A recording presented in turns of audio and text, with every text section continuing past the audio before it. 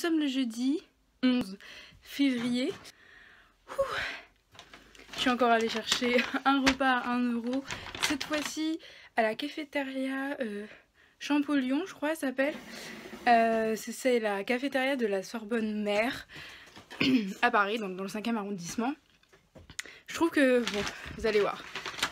En dessert, j'ai pris une pomme, comme toujours. J'ai évidemment la bouteille d'eau. Hop.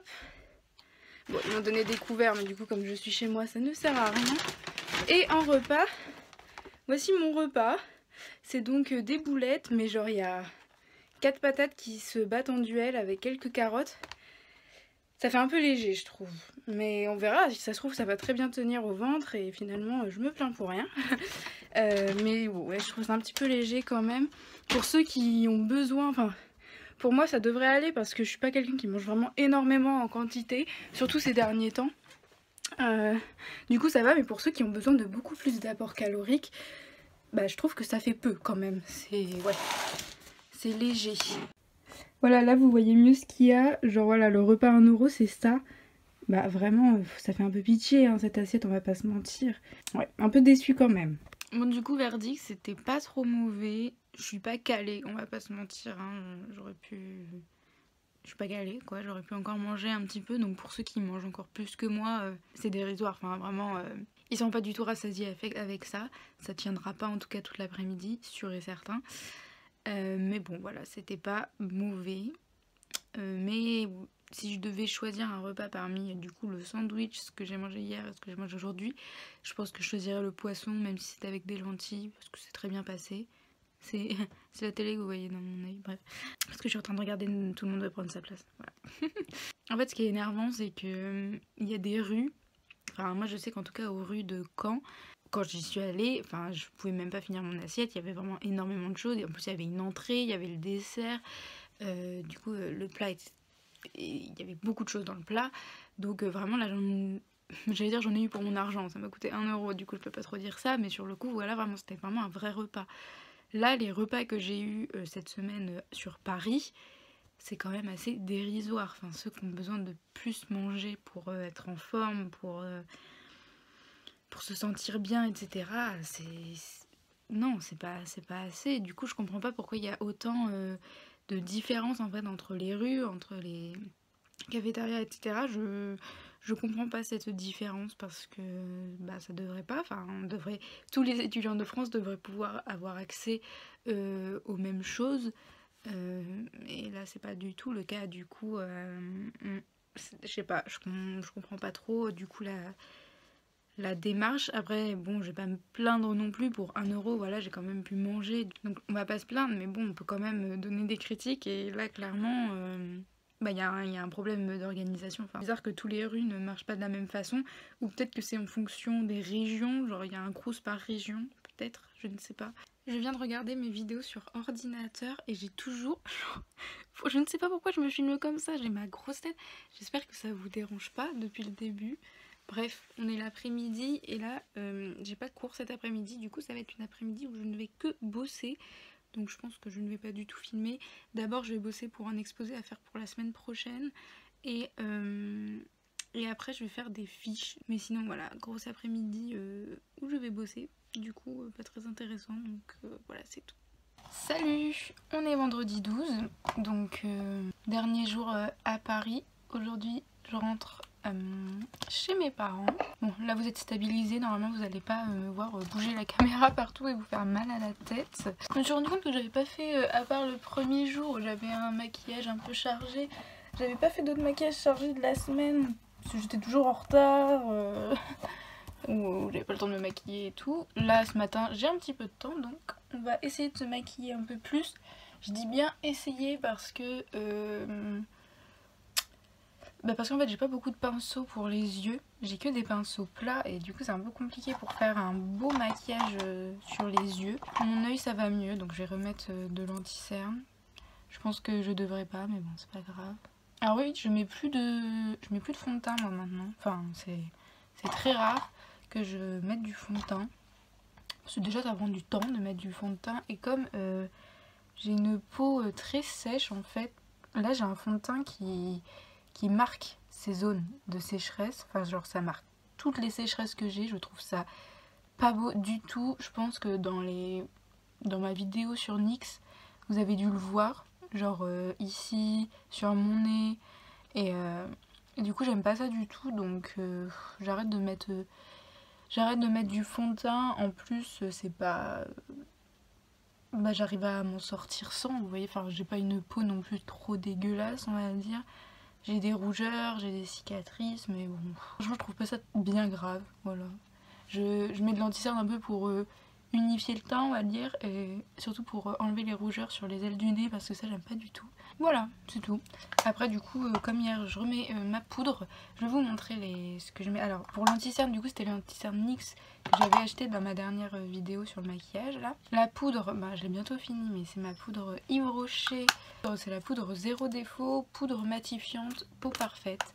J'aime beaucoup cette poudre, je trouve qu'elle floute vraiment le teint, elle le lisse et tout, donc je l'aime bien. Puis du coup elle est un peu teintée, donc quand on met pas de maquillage, de fond de teint je veux dire, bah ça fait un peu le job du fond de teint. Alors beaucoup plus léger évidemment, il n'y a pas de couvrance, mais ça fait joli, ça fait un beau teint, voilà, je trouve. Je mets un peu de blush.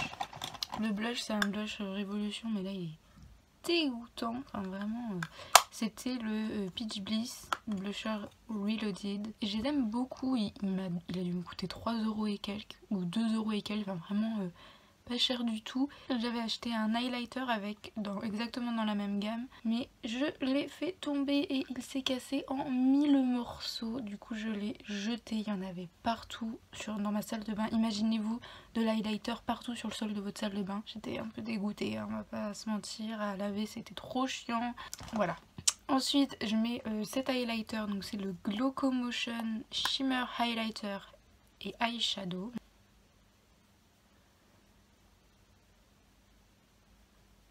Maintenant je vais faire mes sourcils, donc d'abord je mets le Tame and Frame de chez NYX. Donc c'est une pommade teintée pour sourcils dans la teinte brunette. Et là du coup juste je dessine mes sourcils, j'essaie de redessiner bien droit et après de bien faire la queue et tout. Je comble les trous en passant, etc. etc. Voilà, je sais pas si vous voyez la différence, celui-là est plus épais du coup, et je trouve que ça... que ça marque plus le regard, que ça l'intensifie, enfin je préfère. Hop, et après ça, c'est pas fini pour mes sourcils. Je rajoute un mascara à sourcils de chez Yves Rocher. Mes marques c'est Make Up Revolution, Yves Rocher et NYX. Hein. Donc dans la teinte, c'est pas la plus foncée, parce qu'il n'y en avait plus de la plus foncée, c'est la teinte numéro 2. Du coup c'est la teinte médium on va dire. Voilà, et maintenant on peut passer aux yeux. On va dire du coup que j'ai 7 minutes pour faire les yeux. Et du coup pour ça je vais utiliser cette palette, la palette Sofix Ultra Eyeshadows de chez Make Up Revolution. Elle se présente comme ceci, je l'aime beaucoup. Et avec, voilà, il y a un petit papier avec le nom des fards. Du coup je commence avec la teinte Cuppity, c'est cette teinte là. Je vais faire un maquillage que je faisais très souvent quand j'étais en L1. Donc je la mets dans la partie, je sais pas comment ça s'appelle, la partie supérieure de ma paupière. Le truc c'est que je le fais avec un pinceau plat, alors ça va faire des taches, ça va pas être beau. Sinon je le fais au doigt. Normalement la couleur se voit beaucoup plus. C'est une couleur camel un peu. J'aime beaucoup cette couleur, mais là, bah, comme j'ai pas du tout les pinceaux adéquats, oh, ça fait un truc pas beau.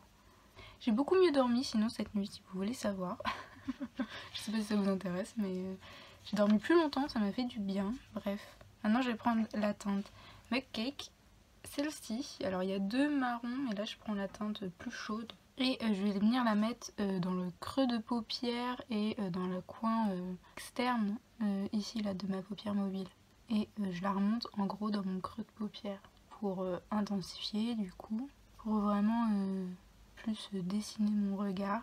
J'hésite pas à essayer de faire une forme un peu étirée, même si avec ce pinceau je n'y arrive pas. Ensuite je prends un autre pinceau plat encore, et cette fois-ci je vais prendre la teinte Sparks Fly. Celle-ci, c'est pour moi la plus dorée, on va dire. Pour faire ça, je mets bien ma tête en arrière parce que j'ai pas envie que les paillettes en fait tombent sur ma joue, et je vais le faire au doigt finalement. Les paillettes au doigt, ça se pose beaucoup mieux. Voilà. Pour le rat cils, je remets le marron foncé du coup. C'était quoi? C'était Mug Cake. Je le mets dans mon rat cils en pensant à le relier à mon coin externe là-bas. Encore une fois pour étirer mon œil.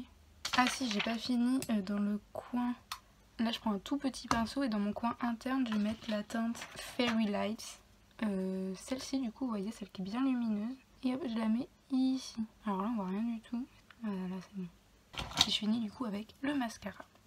Pour le mascara, si vous voulez le connaître, c'est le Yves Rocher, le Feel Stronger. Normalement c'est le plus intense, le plus volumineux, celui qui a le plus de longueur et tout. Celui qui promet tout quoi, volume et longueur. Et voilà, en teinte noire du coup. Hein. Mais il y a d'autres teintes. Hein. Et voilà. Bon bah du coup c'est chargé mais pas trop. Et je vais pas mettre de rouge à lèvres parce que de toute façon comme on porte les masques et tout, je trouve que ça sert à rien.